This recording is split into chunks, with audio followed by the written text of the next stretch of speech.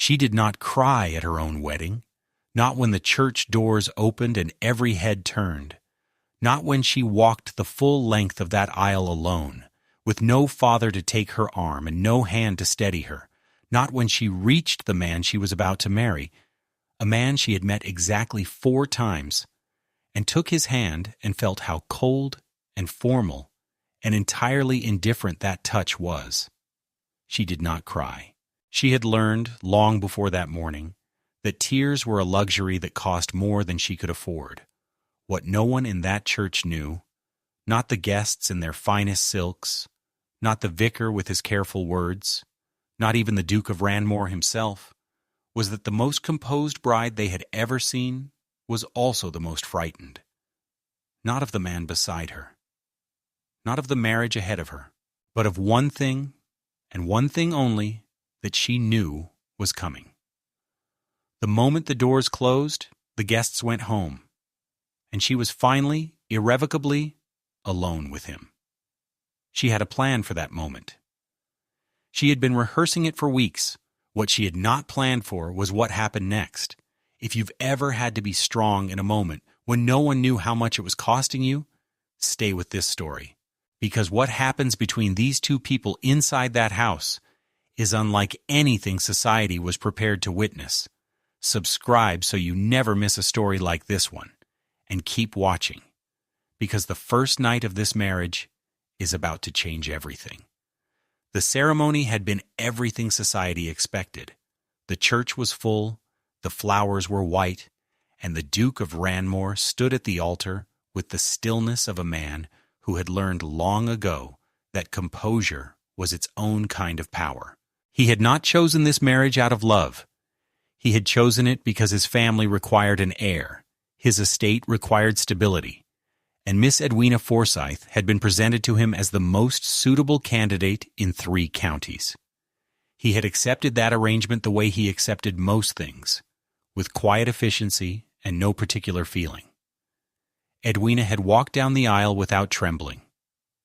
That, he noticed, most women in arranged marriages came to the altar visibly overwhelmed. Nervous hands, shallow breath, eyes that searched the crowd for reassurance. She had done none of that. She had walked steadily, her gaze fixed forward, her chin level, and when she reached him and took his hand, her fingers were cold, but her grip was firm. He had found that admirable. He had thought, briefly, that this might not be so difficult after all. But when the evening came and the guests had gone and the house fell into the particular quiet that follows a celebration, everything changed. She stood in the center of the room they were meant to share, still in her wedding gown, and she looked at him with an expression he could not immediately name. It was not fear, exactly. It was something older than fear, something that had already made its decisions before he ever entered the room. And in a voice that did not shake, she said the words that would define the next months of his life. I am asking you, as a gentleman, to give me time. Please do not touch me tonight. He had not touched her. That was the first thing anyone who knew the Duke of Rannmore would have found remarkable. He was not a man accustomed to being told no, and he was certainly not a man who expected to spend his wedding night alone in a chair by the fire while his new wife slept behind a closed door. But something in the way she had asked him stopped the reflexive resistance before it could form. She had not begged. She had not made excuses. She had simply looked at him as though she already knew what kind of man he was going to be in that moment, and she had asked him to be better than the obvious choice. In the days that followed, she was everything a duchess was supposed to be. She appeared at breakfast precisely on time. She spoke to the staff with calm authority and an attention to their names that impressed the housekeeper within 48 hours. She answered his questions at dinner with intelligence, and occasionally something close to wit. She accompanied him to the 2 social engagements they could not reasonably decline, and she stood beside him with such practiced ease that more than one guest remarked afterward what a well-suited pair they appeared. From the outside, the marriage looked almost enviable. But every evening she returned to her room, and every evening the door was gently, firmly closed. She never refused him cruelly. She never offered an explanation he could question or argue against. She simply maintained that single, invisible boundary with the consistency of someone who had been keeping herself safe for a very long time, and who had learned that the only way to do it was to never let the wall come down, not even slightly, not even for a moment. Lord Everett Stanhope, Duke of Rannmore, had been refused very little in his life. This was not a boast. It was simply the arithmetic of his existence. He had been born into a title that made rooms rearrange themselves around him. He had been educated in institutions that rewarded his particular brand of cold intelligence. He had run his estate for 11 years with the kind of decisive authority that people around him had learned to interpret as wisdom, mostly because questioning it had never produced a better outcome. He was not cruel, he was not careless, but he had never been told, quietly and without drama, that he was not allowed somewhere, and had simply had to accept it. The refusal irritated him at first in ways he did not want to examine too closely. He was not a man who spent significant time looking at his own reactions. He was practical. He was efficient. He told himself that the situation was temporary, that she was adjusting to a new house and a new life, and that patience was simply the most logical response to an inconvenient delay. He reorganized his mornings. He spent more hours in his study. He rode earlier and longer than usual. He did all the things a rational man does when he is trying not to think about something that has caught him sideways. But the irritation shifted, slowly, and without his permission, into something more uncomfortable. Because as the days passed, he found that it was not her refusal that stayed with him most. It was the expression on her face when she had made it, the certainty in it, the weariness beneath the certainty. He had seen that expression before, he realized one morning while staring at nothing in particular, not on a bride, not in a drawing room, but somewhere older and darker in his memory. He could not yet place it, but it had stopped feeling like an obstacle and had started feeling like a question he did not yet know how to ask. Breakfast had become the strangest hour of the day. They sat across from each other at a table built for 12, with silver and porcelain and the smell of good bread between them, and they spoke. They always spoke, but what they spoke about had the particular quality of carefully selected conversation, the kind where every word is chosen for what it does not reveal. He told her about estate matters. She asked sensible questions. He mentioned an upcoming visit from a neighboring family. She noted it without visible reaction. They were, by every external measurement, civilized. What neither of them acknowledged was the thing that lived in the silences between sentences. It was not hostility. It was not even awkwardness exactly. It was more like two people existing on opposite sides of a glass wall, able to see each other clearly, able to conduct the necessary transactions of daily life, but separated by something that had no name yet, and therefore could not be addressed. He watched her pour his tea one morning. She had memorized how he took it without being asked, which struck him as a detail too deliberate to be accidental, and he found himself wondering when, precisely, she had learned to make herself this useful and this unreachable at the same time. She was not unhappy, as far as he could tell, or rather, she was not unhappy in any way she allowed to surface. She laughed occasionally, genuinely, when something amused her. She showed real interest in the library, spending long afternoons among books she approached with the focused pleasure of someone who had not always had easy access to them. She was kind to the staff and patient with the older tenants who came to the estate with complaints that required more listening than solving. She had built herself a small, careful life within the walls of his house, and she had done it so competently that he had begun to wonder whether she even needed him in it at all. 6 weeks into the marriage, a woman named Mrs. Aldous Fenwick, old enough to say whatever she liked and rich enough not to care about the consequences, pulled him aside at a dinner party and told him, with the bluntness of genuine affection, that his wife was the most composed young woman she'd encountered in 30 years of observing society marriages. She meant it as a compliment. He received it as something else entirely. Composed. The word stayed with him on the carriage ride home. Edwina sat across from him in the dim interior, gloved hands folded in her lap, watching the dark countryside pass with an expression of mild serenity, and he found himself studying her face in a way he had not permitted himself before. She was not merely composed. She was constructed. Every element of her public presence had been assembled with the care of someone who understood, at a level that went beyond manners, that the alternative to control was exposure, and that exposure led somewhere she was not willing to go. He said nothing during the ride. Neither did she. But when they arrived home, and she wished him good night at the foot of the stairs, with the same pleasant, contained smile she always offered, something shifted in him. Not anger, not frustration, but a quiet and unwelcome recognition. He had spent weeks being mildly offended by a wall he had assumed was aimed at him. It had not occurred to him, until that moment in the dark carriage, to wonder what she had built it to keep out. She was polite. She was gracious. She was present at every meal, every engagement, every obligation a duchess was expected to fulfill. And yet the man who shared her house was beginning to understand something that made every one of those qualities look entirely different than they had at first. Because there is a kind of woman who is composed because she is confident. And there is a kind of woman who is composed because she has spent years learning that falling apart was never an option she was allowed. Edwina Forsythe was the second kind.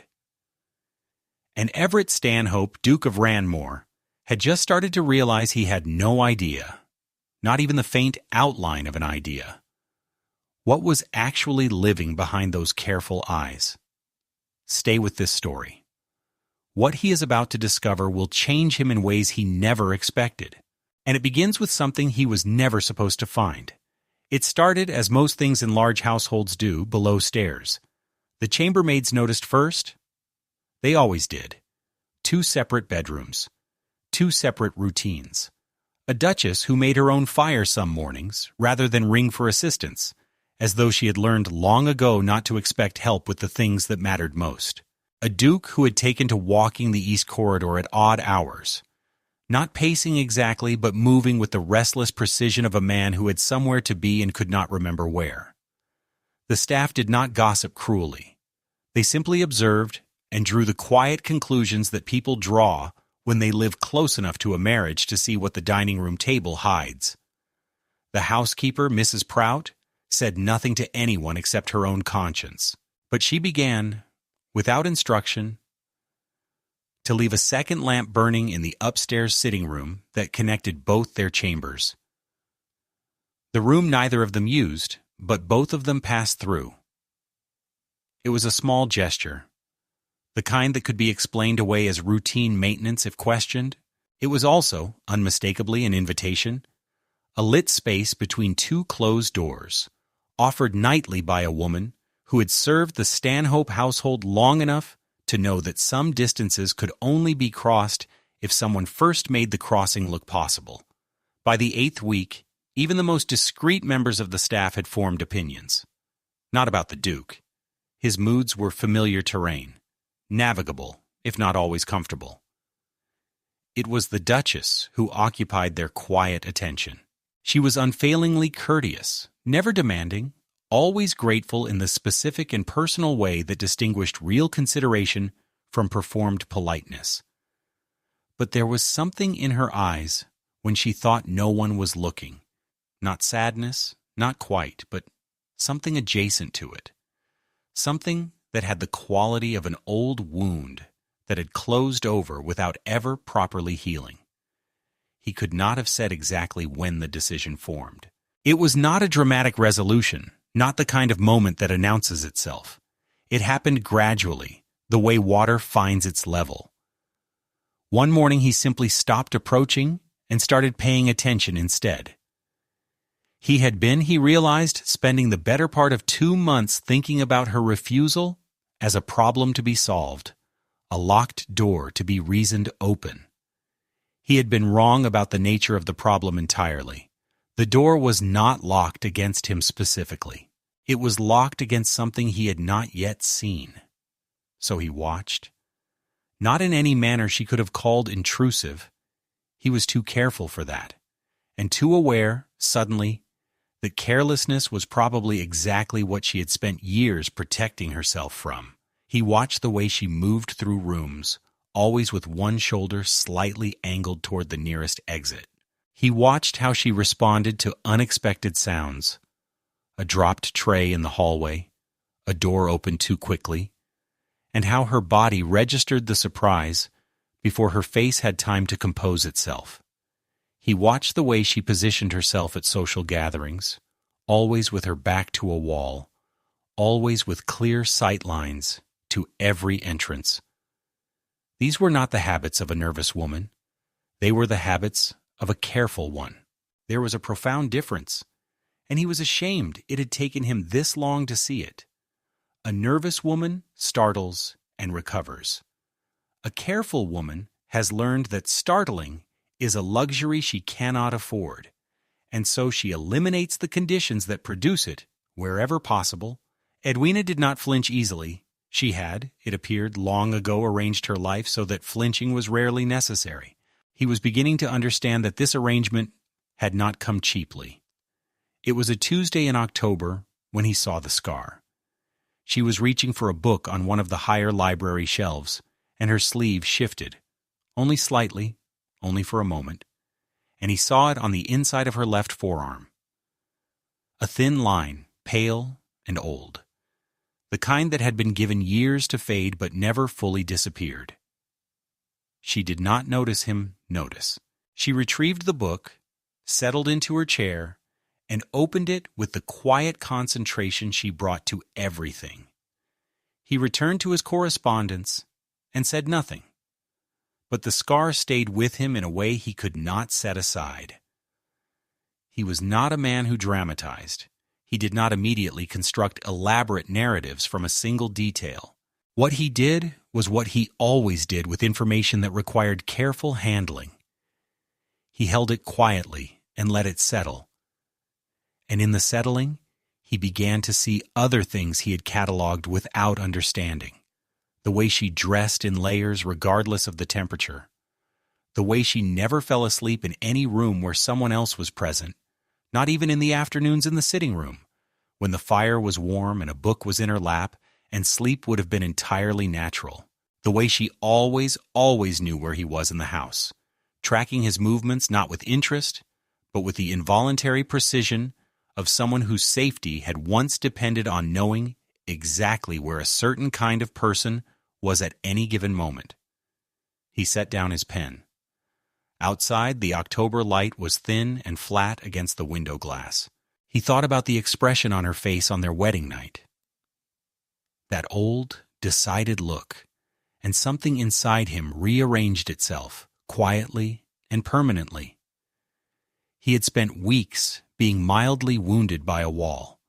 He understood now, with a clarity that left no room for self-pity, that the wall had nothing to do with him, and that understanding, rather than relieving him, filled him instead with a slow and heavy grief for something he had not witnessed, but whose shape he was beginning, unmistakably, to recognize. It was the first time in their 2 months of marriage that she had missed a meal without sending word. He sat at the table for 20 minutes past the hour, which was longer than he would normally wait for anyone, before he allowed himself to acknowledge that she was not coming. He told the staff to keep the kitchen warm and walked upstairs himself, which was also not something he normally did. Her door was closed, as it always was. He raised his hand to knock and then paused, because through the door he could hear something that stopped him completely.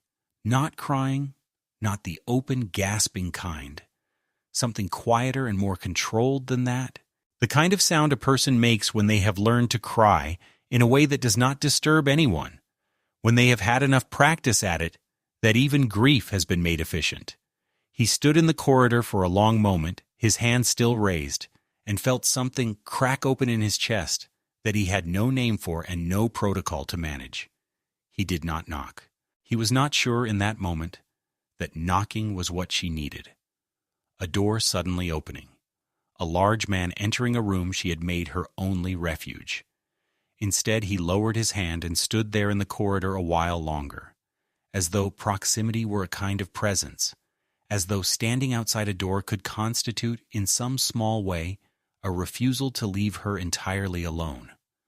When he finally walked back downstairs, he did not eat. He sat in his study until well past midnight, and for the first time since his wedding night, he was not thinking about himself at all. He found it 3 days later, entirely by accident. She had left a book on the table in the shared sitting room, the room with Mrs. Prout's persistent lamp, and when he moved it aside, a folded letter slipped from between the pages and fell open on the floor. He saw 3 lines before he could stop himself, and those 3 lines were enough that stopping no longer seemed like the right response. It was not addressed to him. It was not addressed to anyone. It was the kind of letter people write when they need to say something out loud, but cannot say it to a living person. Unstructured, intimate, the handwriting slightly less controlled than the careful script she used for correspondence. He should not have read it. He knew that with complete certainty, even as he picked it up, even as his eyes moved across the page with the helpless attention of someone who has been handed, without warning, the answer to a question that has been keeping him awake for months. He read it once. Then he sat down in the nearest chair and read it again, more slowly, and by the end of the second reading his hands were not entirely steady. The letter did not describe everything. It did not need to. What it described was enough to explain the scar, and the layered clothing, and the tracking of footsteps, and the door kept closed not out of coldness, but out of a self-preservation so deeply practiced it had become indistinguishable from instinct. What it described was a before, a time and a person, and a specific and prolonged cruelty that she had survived by becoming exactly the kind of woman who gives nothing away, asks for nothing except distance, and has learned, at significant cost, never to trust the proximity of a man who believes he is owed access to her. He did not know how long he sat there. The lamp Mrs. Prout had left burning was the only light in the room, and at some point it began to feel less like a lamp and more like a witness. The single steady presence in a space that had become, without warning, sacred in the way that places become sacred when something irrevocable happens inside them. He had read the letter 3 times by then. He was not reading it anymore. He was simply holding it. The way a man holds something fragile when he is afraid that setting it down will make it real in a way he is not yet prepared for. He was not a man who cried easily. He had not cried at his father's funeral, nor at the death of the closest friend he had made during his years at university, nor at any of the other losses that life had presented him with the particular indifference life reserves for the powerful. He had grieved those things in his own way, privately, efficiently, in the manner of a man who had been taught that emotion was most dignified when it was most contained. But sitting in that chair with Edwina's letter in his hands, something moved through him that bypassed every wall he had ever built, and he felt his eyes fill with a heat that had nothing to do with the lamplight. It was not pity. He was clear enough in that moment to understand the difference. Pity looks down. What he felt was something that looked straight across at a woman who had been handed a life that required extraordinary courage simply to survive, who had arrived at his door already carrying more than most people were ever asked to carry, and who had asked him for exactly one thing with exactly the right amount of dignity: time. She had not asked him to understand, She had not asked him to be kind. She had only asked him not to take what she had not offered. And he, in his mild, self-absorbed irritation, had spent weeks treating that request as an inconvenience. He folded the letter carefully, exactly as he had found it, and returned it to the book. Then he sat for another long while, not thinking so much as adjusting, the way a room adjusts after a window is opened, the air rearranging itself around a new and permanent change. When he finally rose and walked to her door, it was not with the purposeful stride of a man who has decided something. It was with the careful, deliberate step of someone who understood, for the first time, that the manner of an approach matters as much as the approach itself. He knocked twice lightly, and then waited, not impatiently, not with his hand already reaching for the handle, but with his arms at his sides and his weight settled, in the posture of someone who was prepared to be told to go away and had decided in advance that going away would be the correct response if that was what she needed. There was a pause, longer than usual. Then her voice came through the door, composed as always, but slightly thinner than its daytime register. Yes? Not come in. Just yes. The minimum acknowledgement, the door held at its existing position until she knew what was required of her. He said only, "I wanted to make sure you were well. You don't need to open the door." Another pause. He counted his own heartbeats without meaning to. Then quietly, the sound of her footsteps crossing the room, and the door opened. Not wide, not the gesture of someone receiving a guest, but enough. She stood in the gap in her dressing gown, her hair loose, her face showing the traces of an evening that had been harder than she would ever have admitted at breakfast. She looked at him for a moment with an expression he could not fully read, and then she said very quietly, "Thank you for checking." He nodded once and said good night, and he walked back down the corridor without asking for anything at all. It happened 4 days later in the library, in the middle of an ordinary afternoon. She had been reading, and he had been working at the desk in the corner, and they had existed in the same room with the easy silence that had, without either of them quite deciding it, become something closer to comfort than distance. She closed her book. He did not look up, not wanting to give the moment any pressure it hadn't chosen for itself. Then she said, without preamble, without the careful social scaffolding she normally constructed around every personal remark, "I know you found the letter." He set down his pen. He looked at her then, and what he saw on her face was not embarrassment or anger. It was something more complicated than either. It was the expression of someone who had been waiting for a conversation she had no safe script for, and who had finally decided that waiting for safety was its own kind of surrender. He said, "Yes, I owe you an apology for that. I should have stopped reading." She shook her head slightly, not dismissing the apology, but setting it aside as secondary to something larger. "What I want to know," she said, "is whether you are going to treat it as information or as understanding. They are not the same thing." He thought about that for a moment with the seriousness it deserved. Then he said, "I would like it to be understanding. I recognize that is something I have to earn, not claim." She looked at him for a long time after that, not testing him exactly, but measuring something, the way a person measures the depth of water before deciding whether to step in. Whatever she found in his face must have been, if not reassuring, at least not contrary to what she had hoped, because she opened her book again and said, "All right." 2 words. The smallest possible door. But a door, unmistakably, that had not been there the day before.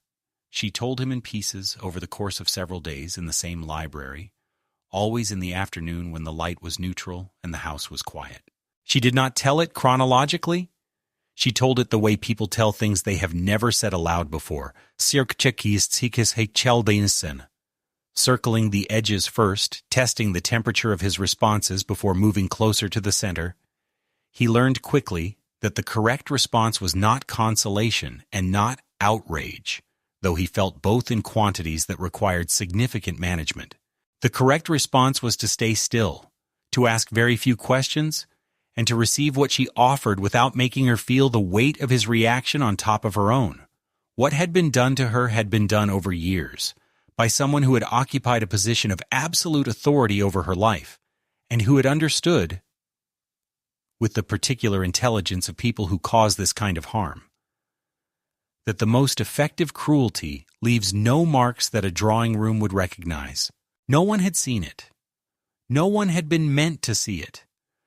The world that surrounded her had seen only a quiet girl, perhaps a little reserved, perhaps a little careful, being raised in a respectable household by someone who presented impeccably in company.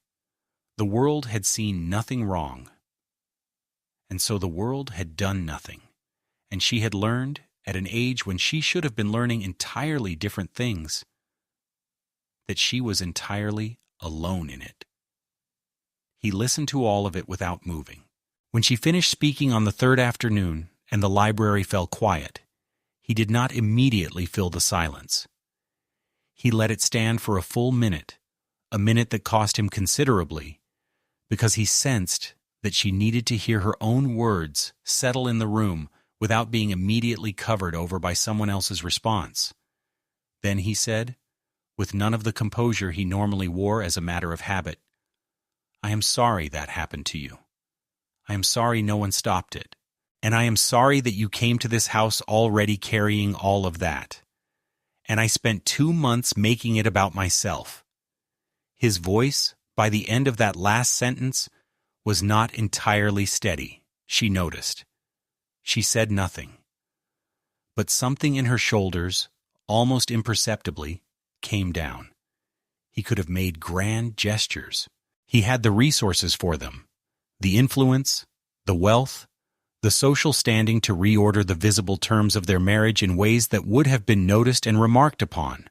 He could have made it a public statement, a declaration, a performance of changed understanding that would have satisfied an audience. He did none of that. He understood, with a clarity that was new to him, that grand gestures were for the person making them, and that what Edwina needed had nothing to do with his need to demonstrate his own transformation. What he did instead was smaller and considerably more difficult. He stopped filling silences.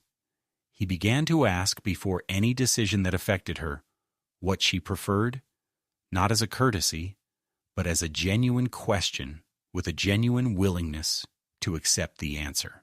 He stopped entering rooms she occupied without first making his presence audible from the doorway. A small, deliberate noise.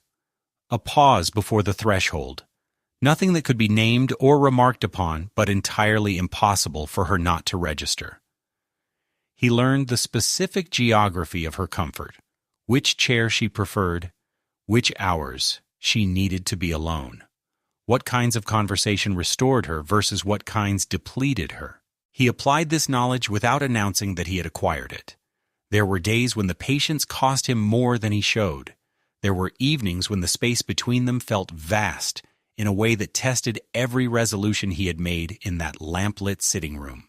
But he had made a decision, quiet and final, on the night he sat with her letter in his hands, that the measure of who he was going to be in this marriage was not going to be determined by what he wanted or what he felt entitled to, but by what she could safely receive. That was not a comfortable position for a man who had spent 40 years at the center of every room he entered. But discomfort, he was discovering, was occasionally the shape that growth takes before it becomes anything you can recognize. It was a Wednesday in late November, unremarkable in every external respect. He had come down to breakfast at his usual hour and found her already there. Also unremarkable, she was nearly always punctual. What was different was that when the meal ended and the table was cleared and the moment arrived where they would normally separate into their respective routines, she did not rise. She poured a second cup of tea, settled back in her chair, and picked up the small book she had carried down with her, as though the dining room had simply become, without announcement, a place she was content to remain. He did not comment on it. He did not allow his face to register the significance of what was happening, because he understood by then that drawing attention to her choices, particularly the ones that moved toward him rather than away, was exactly the wrong response. Instead, he refilled his own coffee, opened the estate correspondence he had brought down with vague intentions of reviewing, and read. They sat together for nearly an hour without speaking, in the particular quiet that is not the absence of connection, but its most undemanding form. Outside, the first frost of the season had silvered the grounds. Inside, the fire was adequate, and the light was gray and kind, and neither of them was alone. It happened again the next morning, and the morning after that. She never explained it, and he never asked her to. It simply became part of the architecture of their days. A new room added quietly to a house that had, until recently, felt far too large for two people with so much space between them. He noticed on the fourth morning that she had moved her chair approximately 6 inches closer to the fire, which also happened to be approximately 6 inches closer to where he habitually sat. He said nothing. He simply felt, somewhere beneath his sternum, a warmth that had nothing to do with the fireplace. December arrived, and with it a sequence of small, unrepeatable moments that he stored with a care he had never previously applied to anything that could not be measured. The afternoon she laughed at something he said, genuinely without the social performance of laughter, the kind that arrives before the person has time to decide whether to allow it. And then looked mildly surprised at herself, as though joy had shown up uninvited, and she was not entirely certain it was allowed to stay. The evening she fell asleep in the library chair while he was still at the desk, her book sliding sideways in her loosening grip, and did not startle awake in that particular braced way she had in the early weeks. She simply slept, one hand curled under her cheek, her breathing slow and even, in a room where another person was present. He had covered her with his coat that evening without waking her, placed it with the care of someone diffusing something precious, and returned to his desk and done absolutely no work for the next hour. He had simply sat there in the lamplight, listening to the quiet sound of her breathing, and felt the specific, unfamiliar weight of a man who has been trusted with something he knows he does not yet fully deserve, but is determined, with everything he has, to be worthy of. Trust, he was learning, does not arrive. It accumulates. In increments so small, they are individually invisible, in the repeated experience of a boundary held, a silence respected, a presence that asks nothing, and withdraws nothing, and remains. It is built the way certain old structures are built, without mortar, each stone relying on the precision of its placement and the weight of what rests above it to hold everything together. One careless move undoes weeks of careful ones. He knew this. He treated every day accordingly, with an attentiveness that his previous self would have found excessive, and that his current self understood to be the bare minimum required. She had fallen asleep in the library chair while he was still at the desk. She had not startled awake. She had not reached for the defensive composure she carried everywhere like armor. She had simply slept, in a room where he was present, and trusted without deciding to trust that nothing would require her to be afraid.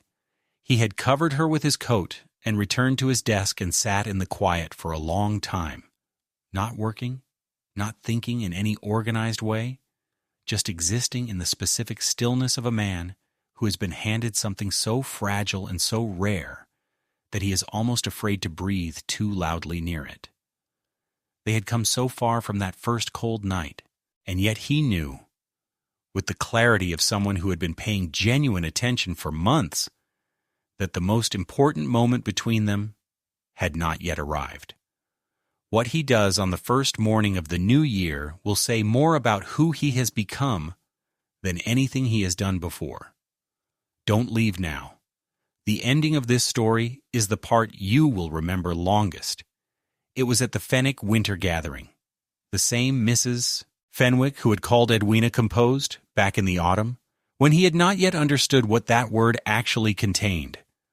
The room was full, the kind of full that London gatherings achieve in December, when everyone has returned from their estates, and the season compresses itself into a final series of obligations before Christmas disperses the crowd again. Edwina stood beside him in a gown the color of deep winter water, and she was doing what she always did in rooms like this, managing her visibility with the precision of someone who has learned that being too present invites the wrong kind of attention. A man approached them midway through the evening. Everett recognized him before Edwina showed any reaction, but he watched her face in the half-second before her composure assembled itself. And what he saw in that half-second was enough. The man was from her past, not the central figure of it, but connected to that world, part of the architecture of the years she had survived. He came forward with the easy confidence of someone who had never been required to account for what he knew and had not prevented, his hand already extended, his smile already shaped into the performance of pleasant coincidence. Everett stepped forward, not aggressively. He was not a man who required aggression when simple authority would accomplish more. He positioned himself with a subtle but absolute clarity, so that the man's extended hand found no natural recipient, and said in the pleasant and utterly final tone he reserved for conversations he was closing rather than opening. "My wife and I were just leaving this part of the room. Do excuse us." He offered Edwina his arm, offered it, not took her hand, offered it so that accepting was her choice. And she took it. As he guided her toward the far end of the room, he felt her grip tighten on his sleeve. Just once, just briefly. He covered her hand with his without looking down and kept walking. January came in cold and clear, the kind of January that makes the world look newly made. On the first morning of the new year, Edwina came down to breakfast and found a small package beside her cup. Not large, not elaborate, nothing that announced itself with the pressure of a grand gesture. Inside was a key. Not a symbolic key, not a piece of jewelry fashioned in the shape of one, but an actual iron key, old and heavy, attached to a card in his handwriting that read, "The East Garden Gate. It locks from the inside. No one else has a copy." She sat with it in her palm for a long moment. He watched her from across the table with the careful stillness he had spent months learning, and he said, "I had the lock changed last week. I thought you might want a place on the grounds that is entirely yours, somewhere you can go that no one can enter without your permission." She looked up at him then, and for the first time since their wedding night, her face held no architecture at all, no careful assembly, no managed distance, just her, looking at him with an openness that had cost her more than he would ever fully know. She did not say that she loved him. That was not where they were, and he was not asking for it. What she said was, "You have been very patient with me," and he said, with the plainness of a man who has stopped performing and started meaning, "You have been very brave. There is no patience required for someone who is trying as hard as you have tried." She looked down at the key in her hand, then back at him, and she smiled. Not the composed social smile, not the pleasant managed expression she offered the world, but the real one, the one he had only seen twice before, the one that changed her whole face. She reached across the table and placed her hand over his, and he turned his hand over and held it. And outside the January light came through the windows and fell across the table between them.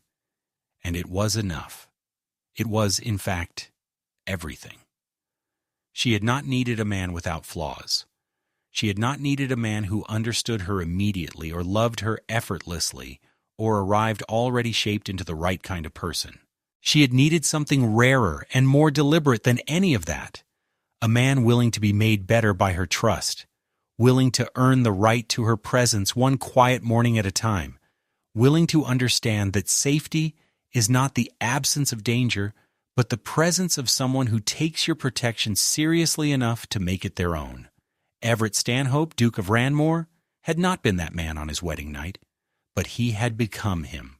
And that, for Edwina Forsythe, who had survived so much with so little, was the most extraordinary love story she had ever lived.